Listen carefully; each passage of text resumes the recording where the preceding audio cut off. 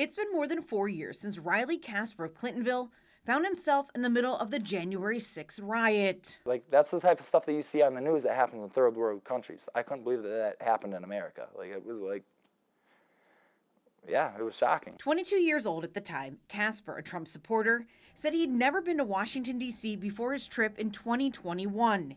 He went to see the Capitol sites and found himself arriving in town the morning of a President Trump rally, which preceded the congressional vote to certify the 2020 election. President Trump, who spoke at the rally, repeatedly claimed the election was stolen, going as far as accusing Democrats of voter fraud and rigging the election. As reported by the Associated Press, the results of the 2020 election were affirmed by reviews, recounts, and audits in all 6 of the battleground states where Trump disputed his loss. That included 2 recounts in Wisconsin that Trump paid for. Were you really hoping to prevent the certification of the Biden victory that day? I guess, no, I guess we thought that, like, there was a chance that, like, if we drew enough attention to it, more people look into the election, they'd investigate more and actually find proof of widespread fraud.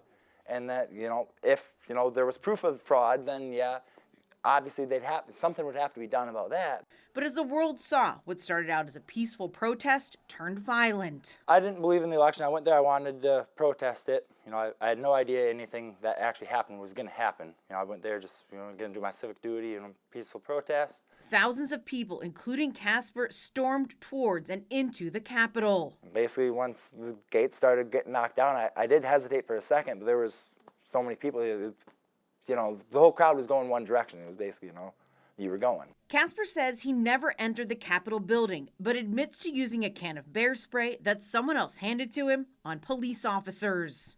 I don't apologize for going to D.C. that day and voicing my opinion and standing up for what I believe, but those officers did not deserve what I did. Are you ashamed? I'm ashamed that I assaulted the officers. Again, I'm not ashamed that I stood up for what I believe. Kasper's actions led to his arrest by federal agents more than a year after the riot.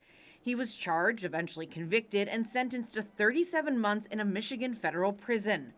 But on Monday night, 10 months into his sentence, Kasper was pardoned by President Trump. He was released from prison at about 1:30 Tuesday morning. I didn't think I was going to get let out. I thought I still had, several months left to do.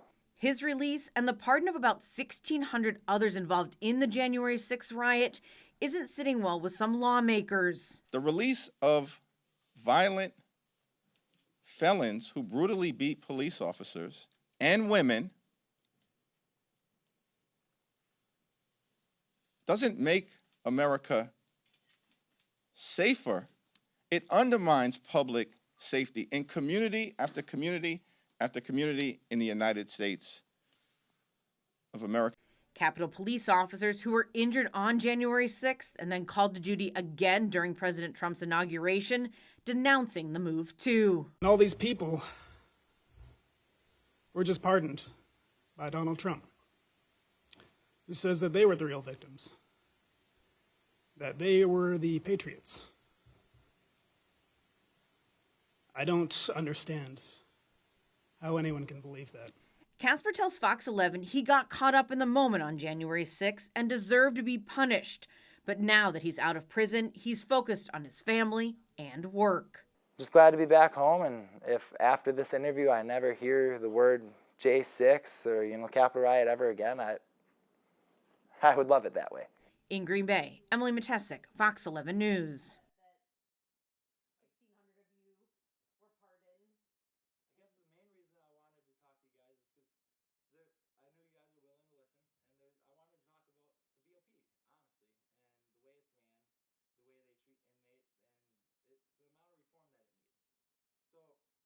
Where I was living in a prison cell unit is called B1. The sewer pipe